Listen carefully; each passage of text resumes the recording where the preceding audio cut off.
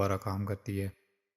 तो इसमें बाकी जो 3 केबल हैं वो बिल्कुल सही हैं। सिर्फ़ एक केबल जो है वो कटी हुई है, ये ब्लैक, और ये USB to C type cable है।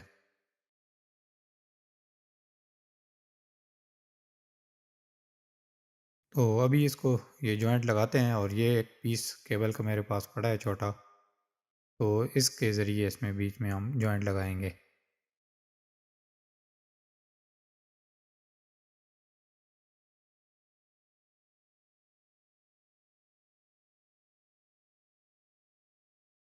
और यहाँ दोनों साइड जो इसके केबल के सिरे हैं, इनकी इंसुलेशन जो है वो उतार देंगे।